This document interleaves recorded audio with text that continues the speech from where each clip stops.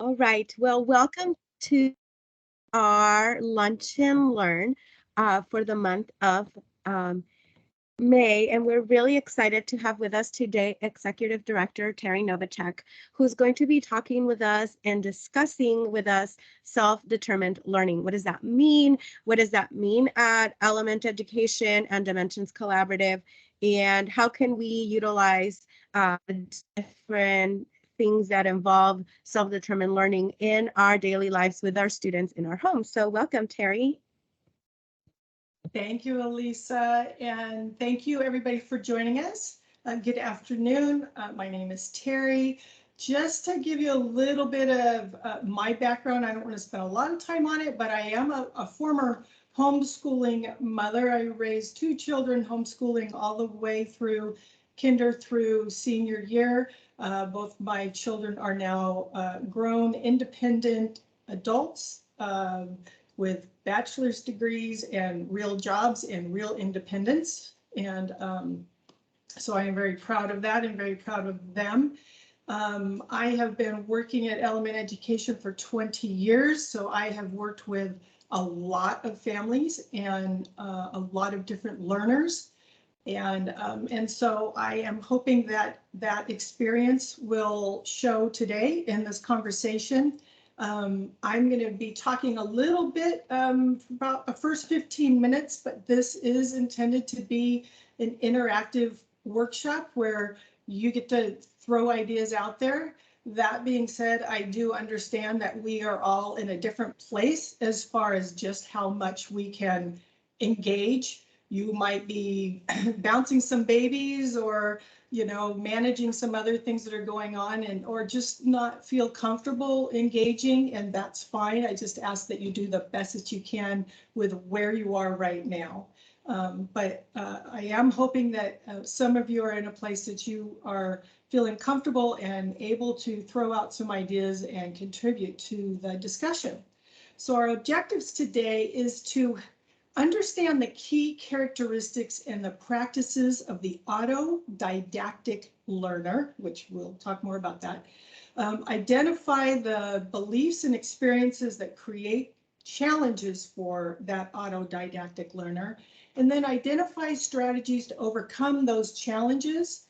And my hope for today is that you will walk away with at least one action that you will take today to move you in the direction that you want to go. Uh-oh, I'm doing this wrong. So self-determination simply means determination of one's own fate of course of action without compulsion or free will.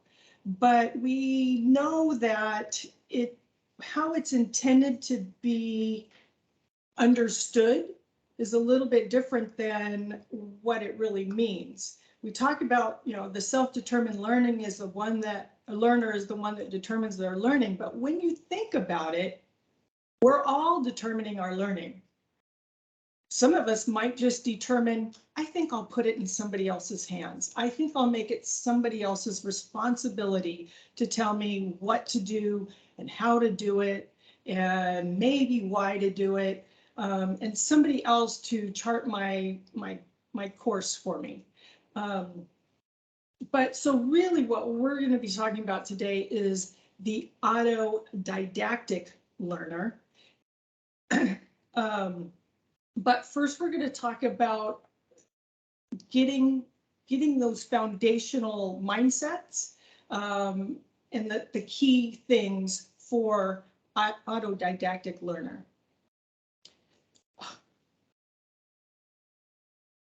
First, it's a mission. The idea of beginning with the end in mind, or a purpose. And so when you ask yourself or a friend or Siri, what's the meaning of life? What is the answer?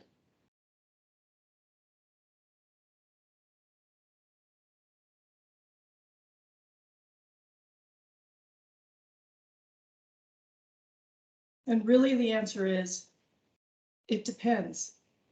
It depends on where you are right now. It depends on the world around you. It depends on where your mind is right now, where your physical body is right now. It always depends, right? You can have a bigger mission for life, but your mission day to day might change. You might have grand ideas of what you want to do in a purpose-filled life, but you might be in a place where today's mission is just to get through the day.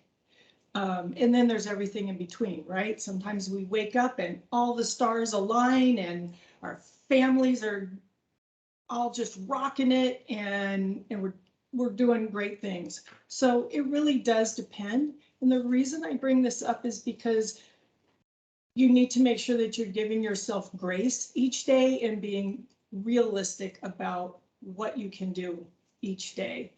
You know, I say in the description of the workshop, you know, imagine what it would be like. Everybody wakes up in the morning and they've got their own plan and they buzz along and they're humming and everything is just grand.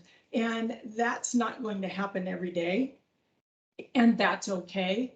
And that's where you just kind of check in with everybody and say, okay, what is our one essential thing? Let's just get down to one thing that we have control over that we want to make happen today. And sometimes that is your best.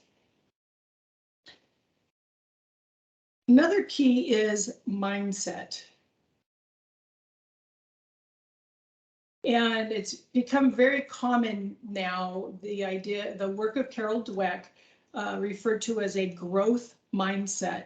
And if you don't remember anything else around the idea of a growth mindset, one phrase you must remember and practice, it needs to be your mantra, it needs to be your child's mantra, is, I can't do this yet. Yet is so important. And just think about it for a minute for yourself. How does I can't do this feel compared to I can't do this yet? Yet is like just 3 letters, but they're so empowering. And that's exactly what you need to remind yourself that there's different, we all have different strengths. We all have different interests. We all have access to different resources. We all have different circumstances in our life. But the real important thing, other than I can't do this yet, is understanding who's responsible for the learning. Is it the parent that's responsible for a child's learning? Is it the teacher responsible? Is it the student? Or is it all of the above? And I hope that you will recognize, especially as a Dimensions parent, that it is all of the above. And the reason I want to point this out, though, is because you do hear, you know, you might hear at some schools, oh, well, that parent, you know, there's only so much I can do because that parent's not doing anything. And then the parent's saying, well, it's the teacher's responsibility to make sure they're learning. And then there's the parents saying, well, it's all the adults' responsibility. Well, that's not true. It's everybody's responsibility. And that's what I love so much about the Dimensions methodology, is it is that partnership between the parent, the teacher, and the student. And we are all about, let's hand over as much of this to the student as we can. In our ideal world, when they walk across that stage after 12th grade with that cute little hat and tassel, that they really feel empowered. They're not feeling like we've spoon-fed their education and then told them, okay, go off and make your own decisions and be free, when we haven't actually prepared them to do that, but that they feel very capable and have a direction, which is not to say it doesn't change, but they, on that day, they do have a direction. And we feel strongly that the job of the guide is not to know the right answers, but to ask the right questions. And so that's what I'll be doing here in just a bit. But one more thing I want to talk about is motivation. So self-determination theory is something that goes back to a study done in the 70s by DC and Ryan, and it has stuck. And if you Googled it, you'd see they have an organization going today. But it's and then Daniel Pink wrote a book years ago called Drive, and we have that in our resource center, where he takes this fancy educational theory and puts it in layman's terms and just talks about how mastery, autonomy, and purpose are really the key to motivation. And that also aligns with a practice called M-braining, which is the idea that you have three brains, which would be the one we know in our head, but also our heart and also in our gut, with the head being the one that does all the cognitive thinking, the heart being the one that, how many times do we find ourselves saying, listen to your heart, follow your heart. And then the gut is really around the courage. What do you have the courage to do?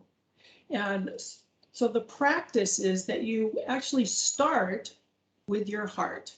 A lot of times we start with our head, but start with your heart to understand and be connected with each other, be connected with yourself and how you're feeling.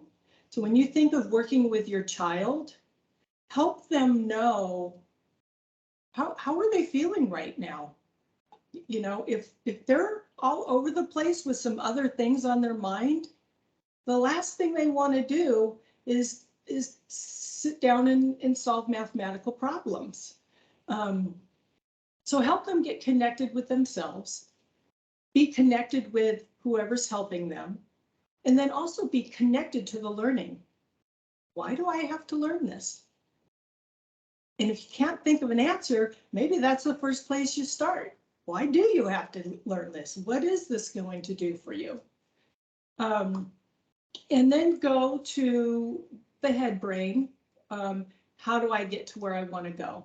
Okay, so why do I want to go here? What's my purpose? Then how am I going to go there? And then you'll find a lot of times, like your head and your heart, they're all talking and going, yeah, we got this. But then you go down to your gut feeling, right? And your gut is telling you, I don't want to. It might sound really great to say, I want to know this because of this. Okay, I'm going to interview this person to learn this. But then when it gets down to it, you think, I don't want to. I don't have the nerve. I'm not ready to have that interview. So you're out of alignment.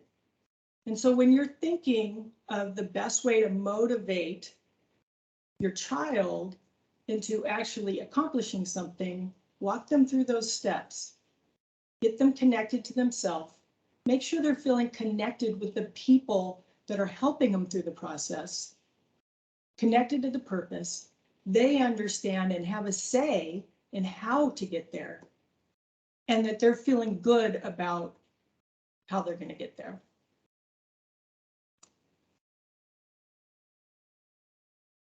So autodidactic simply means self-taught. And I have some names here. I tried to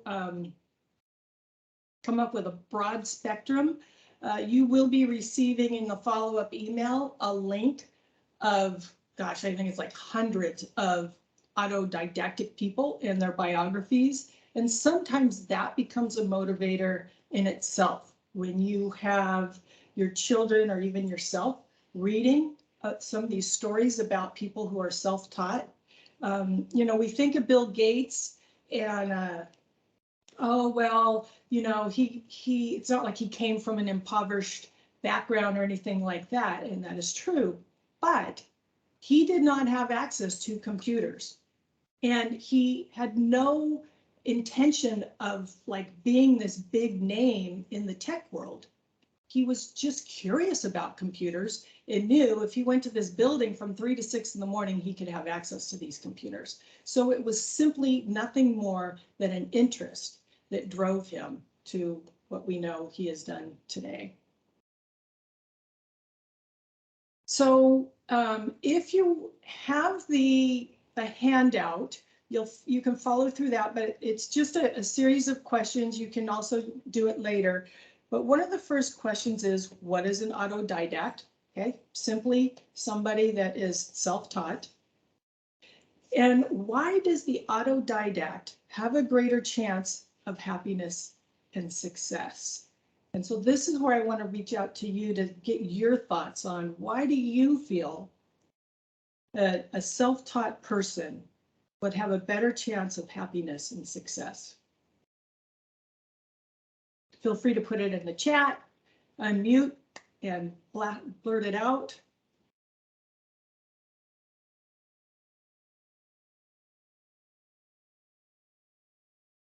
And those handouts are also attached to the chat if you would like to check them out. I put them in the chat a few minutes ago.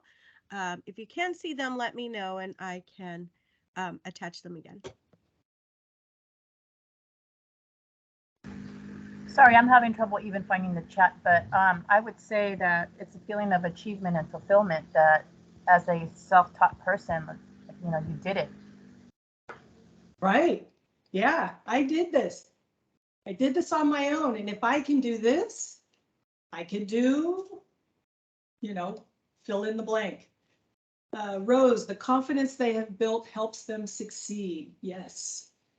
Isaiah, I believe it is because they are doing something they enjoy. Yes, definitely. And it also, that feeling of empowerment, that active versus passive learner.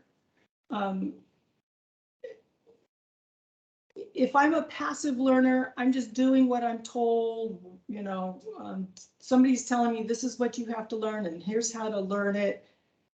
I don't really have a whole lot of skin in the game here, do I? I just sit and listen and regurgitate, and, you know, it's not all that motivating.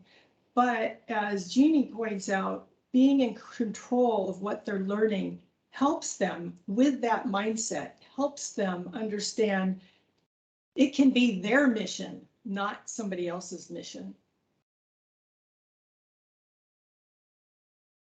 Here's another thought. Because the autodidact has developed their own personal motivators through the learning process, and when things get hard later, they can draw again on those internal motivators. Very well said. Yes, thank you.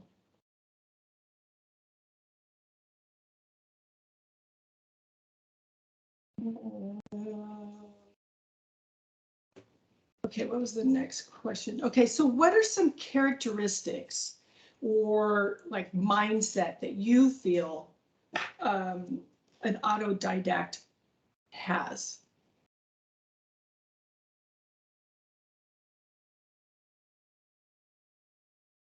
Characteristics or mindset.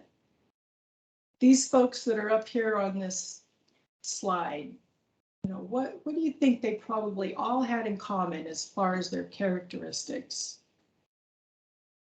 Curiosity, drive, self-motivation, curiosity again.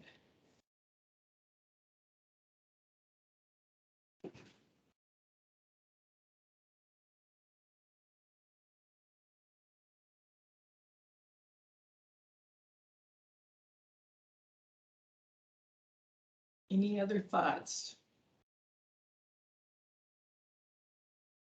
If I'm going to take my learning in my own hands, what am I going to have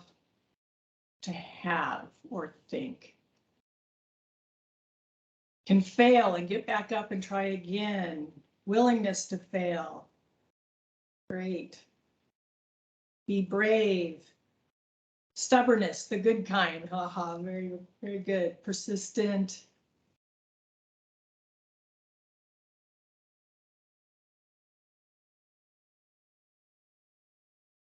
You know, like I said, my children are adults today, but they still hear it all the time. You know, oh, I goofed up. What is this? An opportunity for learning. So you need to be comfortable with failure in order to grow. Resilience, great.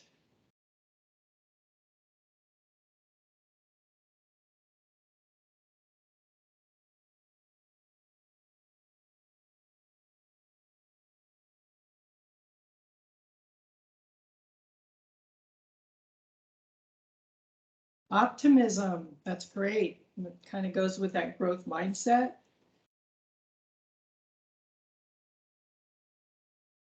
Some form of organization, good.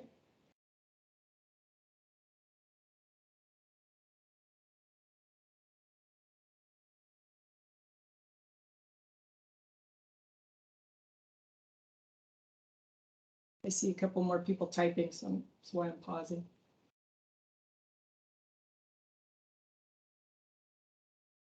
Skills to organize, complete projects on their own. And while there's some more ideas coming in, that idea of organizing complete projects on their own, and I'm going to go to, oh, it's my next slide actually. Remember, projects don't have to be big. They need to be appropriate for the student. So I'm not saying you want to dumb anything down, but you definitely want to find that balance, that balance of challenge and success. You want them to feel the challenge, but you also need to make sure that they are feeling a level of success. So I had a couple other things on here. Reflective, which Elisa added. Think about what went wrong, being able to identify it and fix it. And again, I just feel like I can't say it enough times.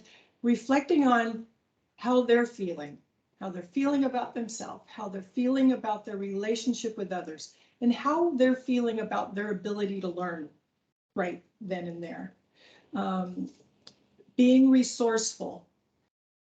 Are you going to limit yourself to the books in your home or the resources that maybe an educational facilitator gives you?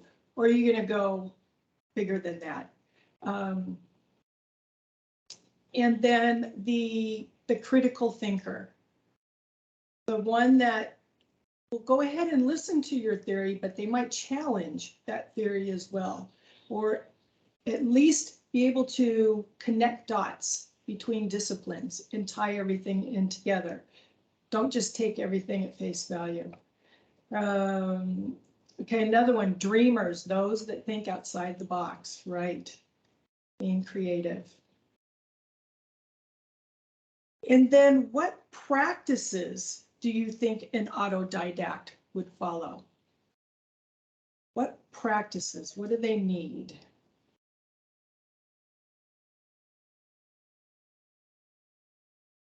What's the day in the life?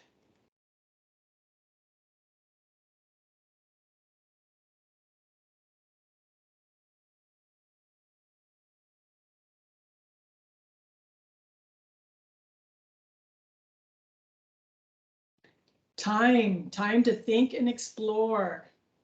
Time and space to explore their interests. Varied interests, an open mind. Set goals, big and small, great.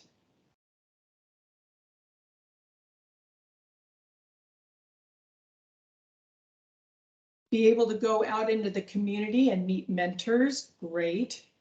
It's what we call a personal learning network.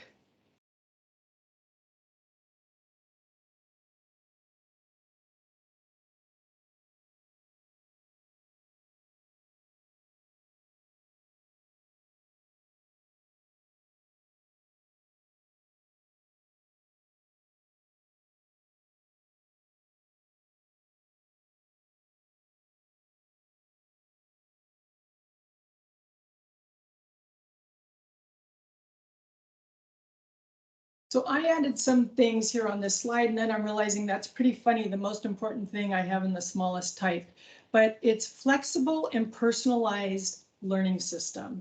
And that is why we use the Power Traits tool. If you have not used it, please make sure to have a conversation with your EF to ask about it.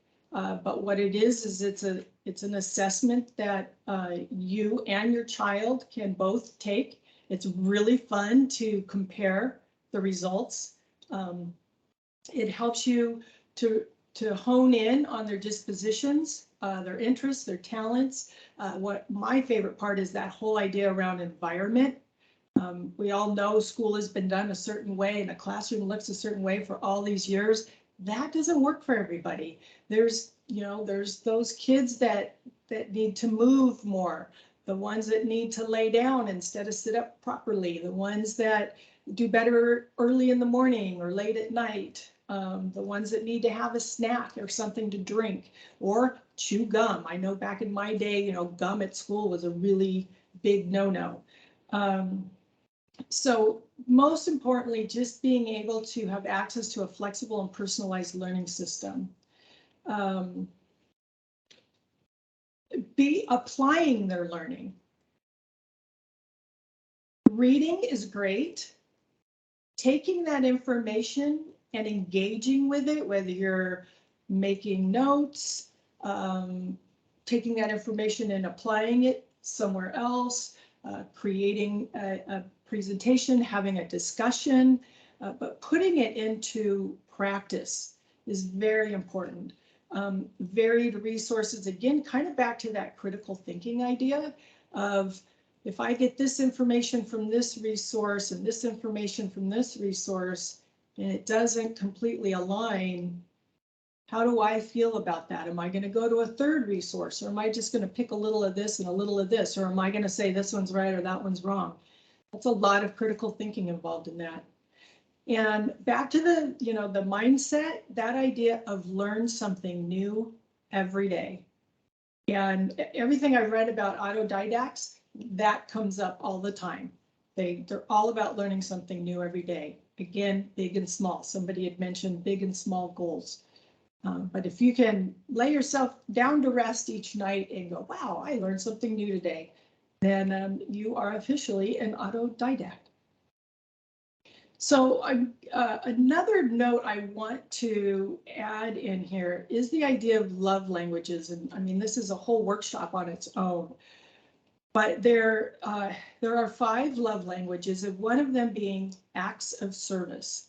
And I bring this up because this is an area I always struggled with my own kids and even with our staff. My go-to is, I'm going to show you how much I love you by doing something for you. I'm going to do this. I'm going to help you. I'm going to do this for you. And you have to remember as a parent that that act of service, the kindest act of service you can do for them is give them the gift of independence. Because what you're showing them is, I have faith that you can do this. I respect you so much. I know you can contribute here. And famous saying by Dr. Stixrud, who wrote The Self-Driven Child, never do for children what they can do for themselves. And especially with the young children, pour your own milk. It might get messy, but are they ever going to learn how to pour their milk without spilling it unless they practice? And the first time that they do it without spilling, it's a party. That is a cause for celebration.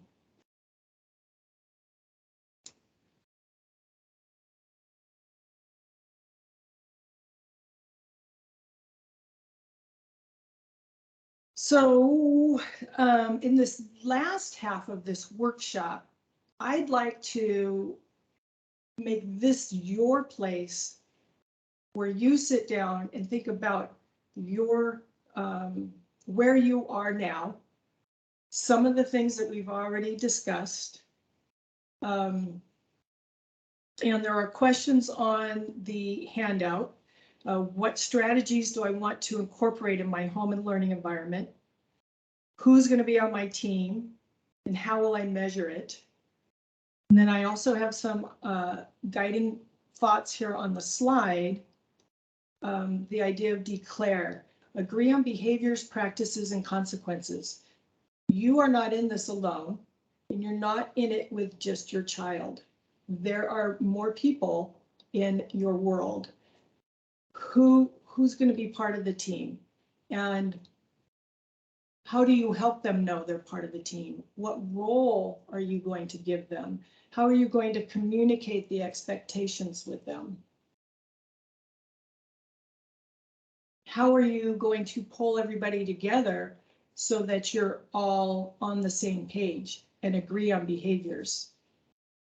My children's father and I did not always agree on the best way to do the parenting, but at the end of the day, it's only when you come to an agreement that you're going to provide a stable and safe environment for your child. So sometimes you just have to agree to disagree. So when you're talking to this team, including your child, what will be some compromises? But you do need to have some agreements. Another key thing is to declutter. The more we have around us, the more scattered our brains get. Just keep what's essential. What do you need for where you need to go? Make sure that there is quiet, collaborative, and access to digital resources. And maybe that's all in the same spot. If you don't have the different spaces, maybe it's one designated space that during these hours, it's quiet. During these hours, there can be some collaborative work. And then during these hours, you can have access to the digital devices. Or maybe that means this corner, that corner, or this corner, or maybe it means this room, that room, this room. And then just make sure to determine, again, back to, the whole aligning the brains thing, the motivation thing, making sure that everybody's clear on why, how, and what's going to get done. And then be sure to document it. There's a reason we say get on the same page. It really is a thing, that document that says, this is our schedule. If I have a conversation with you and I say, okay, our schedule is going to look like this today, you might remember it a little differently, but if I put it in writing and you get a chance to look at it, now we're literally on the same page. And then work product. And I know sometimes we get hung up in dimensions around this idea of, oh my gosh, I have to scramble to put a work sample together for my EF. But if they're really doing self-determined or autodidactic learning, they naturally have a work product. They want a work product. They want to be able to show you how they applied the learning, how they're measuring their learning, what they're creating with their learning.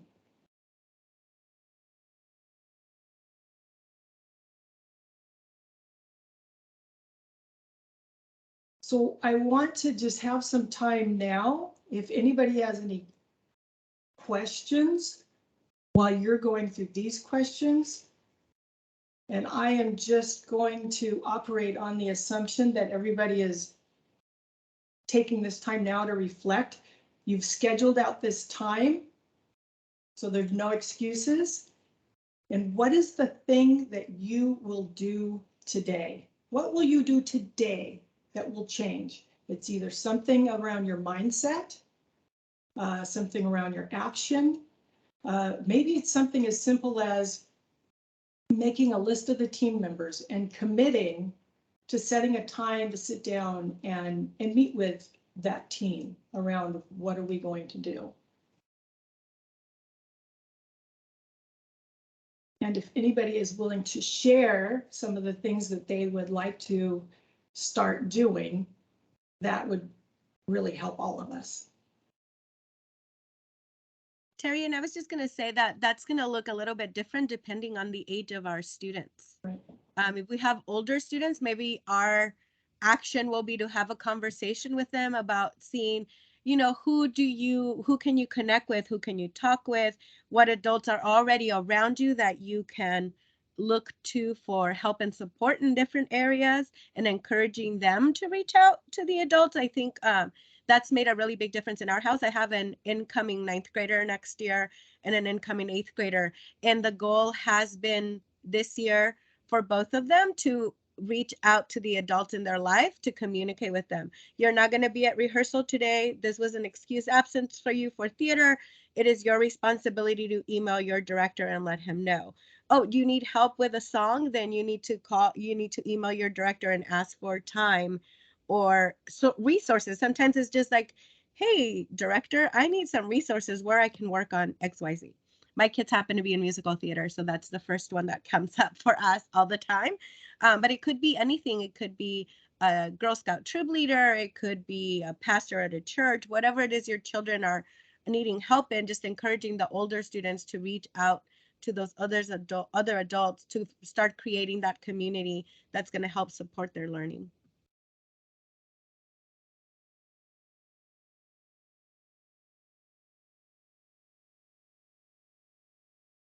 And maybe it's just an email to their EF or a chat. That's right. Yes. Maybe you're just emailing your EF saying, hey, wait a minute, why haven't we done this power traits thing? Yeah, exactly. All right. So one that's coming in is change my mindset and clean some of the slate from past practices. You would like to share a little bit more detail about that. Like what's the mindset now and what will it change to? Or what are the past practices that you'd like to put behind you, and what will they look like in the future?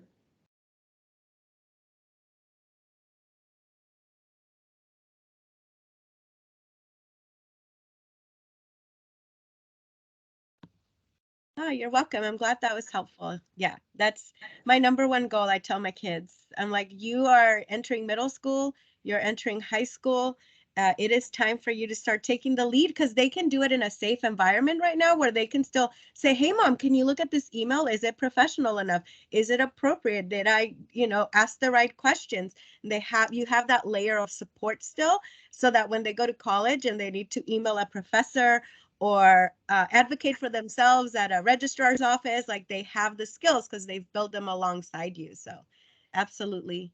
I'm an EF for dimensions as well, and I have all my middle school and high school students start working on their attendance. There's no reason why they can't pretty much take the lead on that if they haven't already. And obviously they should definitely be taking the lead in all of the parent meetings and sharing their work themselves. I mean, I encourage out of all my students, but for sure middle school and high school, let me meet with the student first, and then mom or a parent can come and we can have additional conversations. But definitely we got some. Well, I'm glad you brought that up, Elisa, because just to piggyback on that, kind of what you're saying is, let them do all this now where the stakes are low. And that is one thing, boy, you get me going on my high horse. When I think of conventional school and we spoon feed and we control their learning so much, and then we say, okay, go out and be independent, and they think I can't. And one of my stories that sticks with me, and gosh, it's been like 15 years now since I worked with this student, but it still sticks with me. A gal that came to our school as a senior, an honors student, 4.5.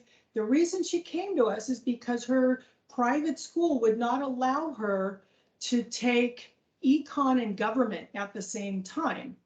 And we would. So she came to us in the fall semester. Okay, here's a smarty pants girl, right? And I'm having a conversation with her around, well, what standards, what do you want to learn? What are your interests? What are your talents? How would we, I'm not telling her she's completely on her own, but I'm trying to get some input on her so we could put together some assignments together. This 17-year-old and I, she was a deer in the headlights. And I just think, wow. And she couldn't take it.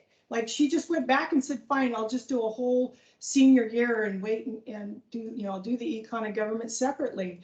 But I just feel like we're doing a disservice. I think that 17 is way too old for a human to not be able to think for themselves on something like that. Yeah, absolutely. And I think it's part of what we have time and space to do in an environment like Dimensions. You have the time and space, you just have to be willing to take the leap. And then someone was asking, like, how do we help motivate? So suggestions to help my 9-year-old be more self-motivated. And the first thing that I thought of, and Terry, you might have more to add, but was like, ask them questions.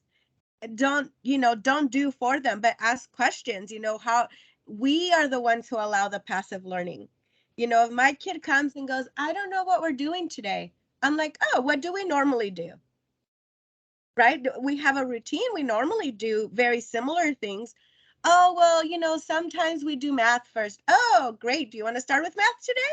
Like, put it back on them and ask them the questions. Or, oh, well, have you done your morning chores and your morning routine? Oh, no, I haven't. Oh, maybe we can start with that. And then they should have some knowledge of what those things might be.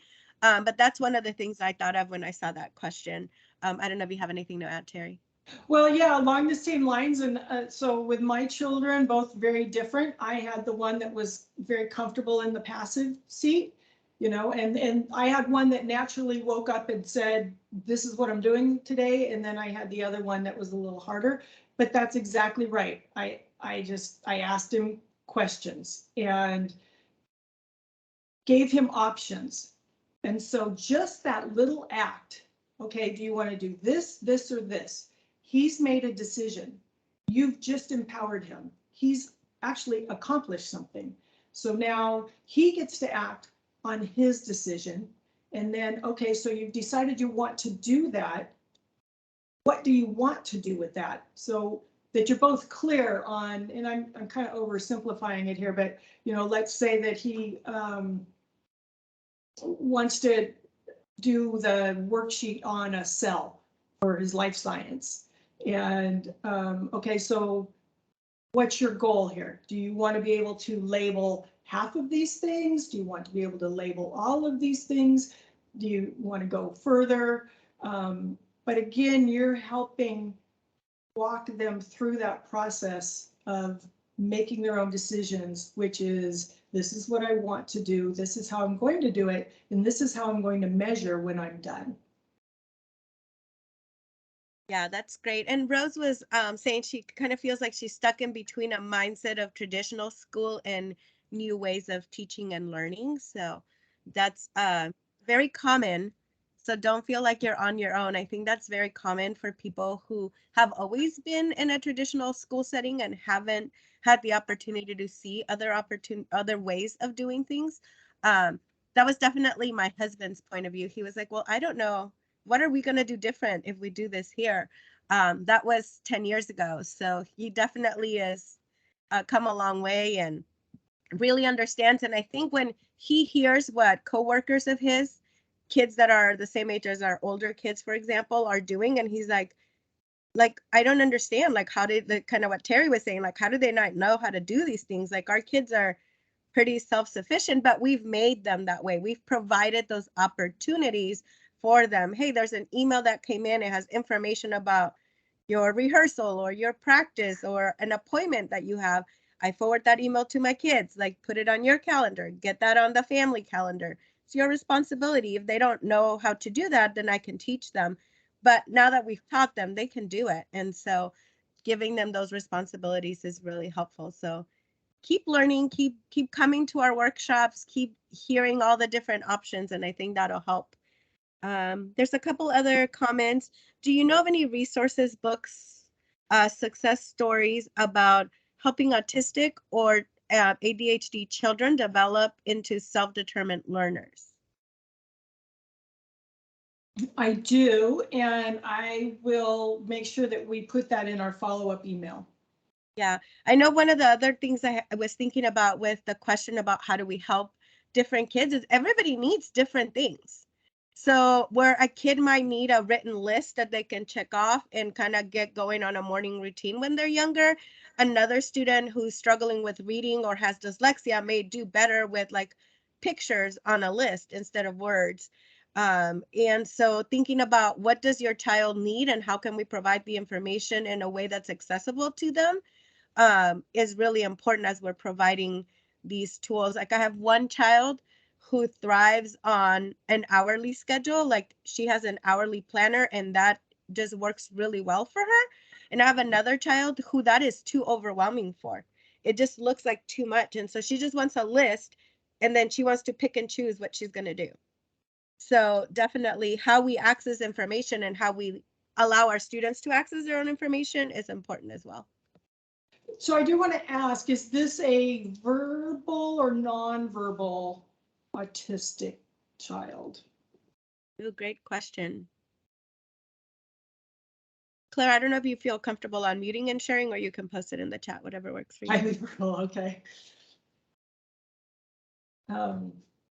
Yeah, I mean, it does go to, I mean, you know the saying, right? You've met one autistic child, then you've met one autistic child. And, you know, for the longest time, they created this box around, oh, well, an autistic child, you know, doesn't have emotions and, you know, has to have a highly structured schedule. And we know now that that's not true, just like everybody else. You know, autistic kids are different from each other. And so I mean, just for right now, I will say it's the same advice for the ADHD and the autistic child. It's, you know, start with them and having conversations with them around what they are interested in and what they want to get good at, and tying that all into the learning plan and helping them connect with their learning.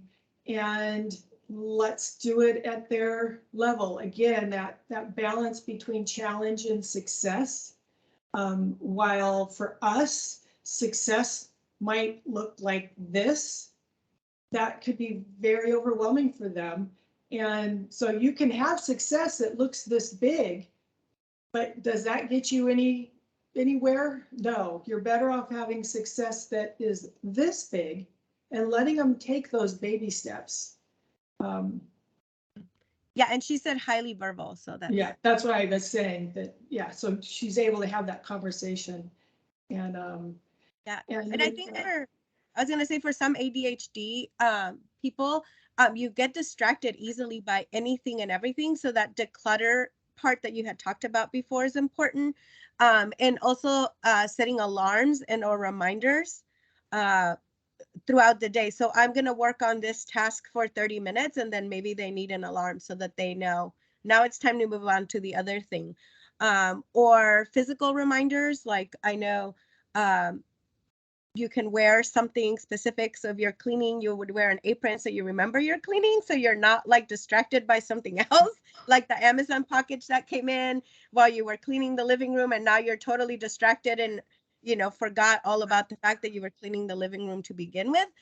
So I know some people with ADHD, those physical reminders on their body or whatever help them. Oh no, this is what I was doing, because it is so easy to get distracted and sidetracked when that is the way your brain works. So definitely things to consider. And then there was a comment from, and I know this is student ABA, but probably mom is typing about what she does. They list down some work we have to get done, and we put that on, oh, my chat just moved, sorry. We put that on a paper in our schoolroom. We look at it at the end of the week and see where we have done well and areas we can improve, and does that count for building some more self-motivated learners? absolutely, you've hit the organization part, the collaboration part. You've done it together, and then you've got the reflection. You're sitting down looking at it. The only thing I would add to that is, have you had the conversation around why? When you say we have to get done, why do you have to get it done? And as long as there's clarity on that. Yeah, and there was another comment about incorporating interest. So if your child loves Barbie and we're trying to learn how to read, get Barbie books, what can we do for those those topics that are of high interest. And you know, when you think about motivation, humans are naturally motivated to learn. That's how we got where we are. That's why we're not living in caves anymore. And in our education system, it was very well-meaning. For its time, it served its purpose to bring this melting pot together to have a nice community of learners. And, you know, for a democracy, you need educated people, right? For a democracy to work. And you need to have some common beliefs and practices in order to have a peaceful community. In the industrial age, the workforce, you know, the adult life was very much the conveyor belt. It was, you get a job, you keep that job till you retire, and people had one job. Well, the world is very different now. Information is very different now. And it cracks me up when I see like schools that are saying, you know, you still have to read John Steinbeck. I mean, I love John Steinbeck, but there are so many books, wonderful novels that have been written since then. And I think to not give a student a choice of something outside of that decade is doing them a disservice if they're not interested. You're better off reading Barbie than being told you have to read Steinbeck and not reading it because you're not interested, or reading it and not understanding it.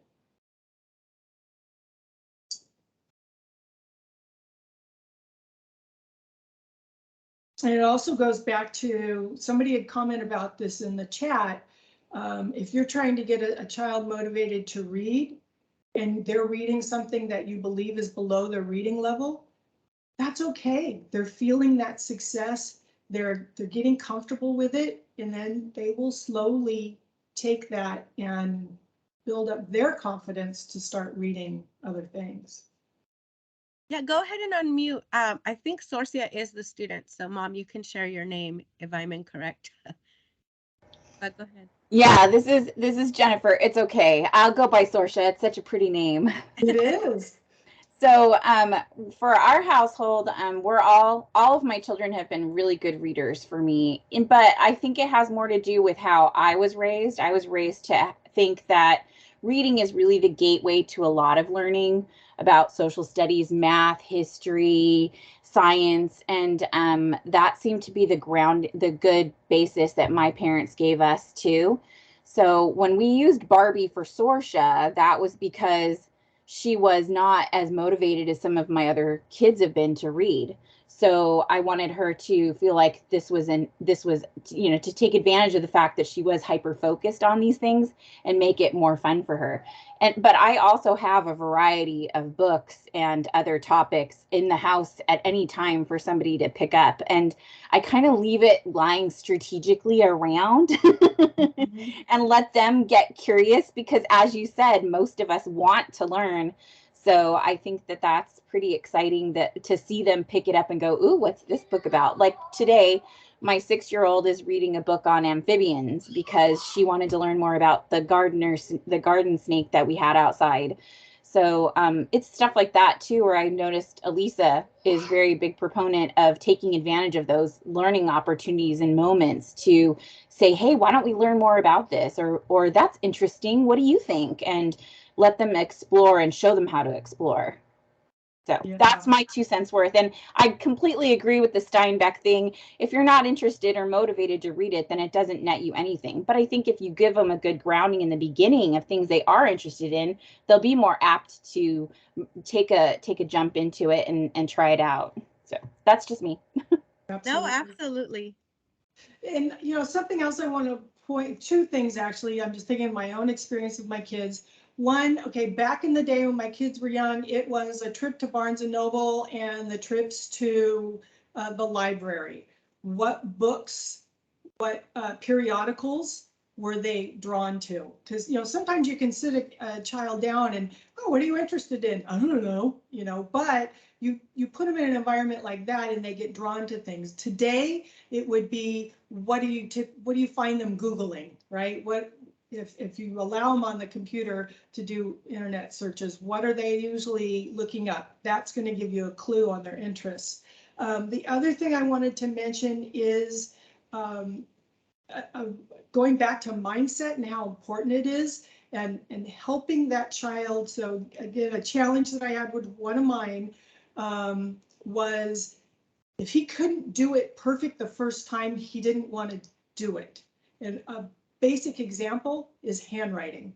He couldn't make his handwriting look like mine, and so he just didn't want to do it. And just helping them understand that you can't get from here to there without practice, and that, you know, nobody was perfect the first time. Well, some people get perfect, but rarely do you have somebody that does something perfect the very first time that they do it, and that practice is all part of the learning, and that the end of their learning doesn't have to look like the end of your learning. He needed to write well enough that somebody could read what he was writing, and that's what you get. Barely legible, but it is legible. And then also, like with the reading, he didn't like to struggle in front of somebody. And I think of how we force kids in conventional schools to do a read aloud when they're not comfortable reading aloud. Anyways, I was feeling a lot of pressure. I was a teacher. You know, he's in first grade. He's not reading Harry Potter yet. Oh my gosh, I'm doing him a disservice.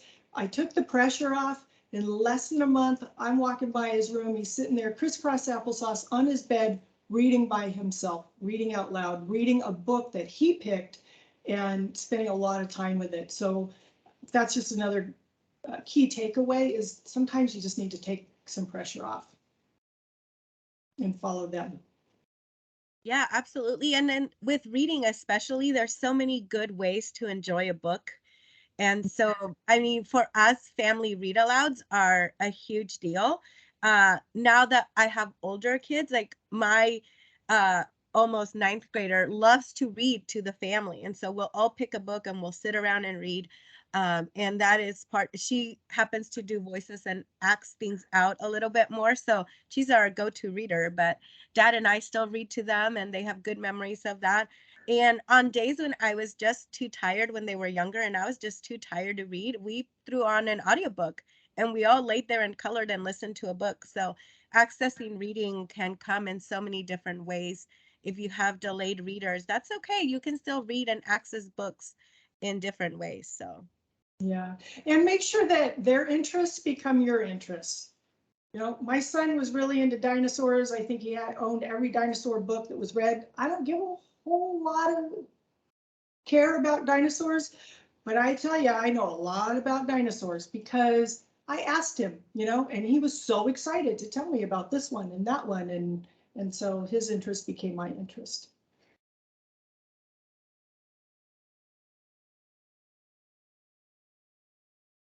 well, we're coming here towards the end of our time together. Any closing thoughts, Terry? I think probably the you know, kind of along those lines of take the pressure off, just enjoy the journey. Don't let those grand outside ideas of what learning is supposed to look like put that pressure on you. Your children will naturally learn, and just follow them. And I'm not saying ignore them and leave them on their own, but let them take the lead for a while and do a lot of observing and a lot of dialogue around it, and you'll see they'll come to life. Yeah, I love that. I also love the comment in the chat about modeling, right? What are we learning? How are we learning? How do we react when we can't do something right the first time? all of those things, our children are watching us and they're looking at us as the models. So definitely a great point to touch upon. Absolutely, Jennifer. Thank you. Thank you. Yes, that is, yeah. How do we handle mistakes? How do we handle failure? How do we handle when we don't get something? Are we looking at it like, okay, I'm going to keep trying? Or, do we give up? Do we go to other resources? And just recognizing everybody for their strengths. This is not an area of strength for me, but I know somebody who does have that area of strength. Doesn't mean I'm a bad person because I can't draw or play this song or, write an essay. It just means that's not a strong skill set of mine. Yeah, absolutely. Well, thank you so much all for joining us today. And thank you, Terry, for your time and for sharing all of your knowledge about self-determined learning with us. I hope you found this time helpful. If you have any other questions, you can reach out to me or to Terry. We'd be happy to discuss further. There will be a follow-up email with additional information for you. Some of the links Terry mentioned, 2 documents that were linked in the chat will be there for you as well. And this will be an ongoing conversation. So keep an eye out for the next Lunch and Learn, and you can come and join us. Thank you so much for coming. Thank you, Elisa. Thank you, everybody. Have a great afternoon. Goodbye. Bye, everyone.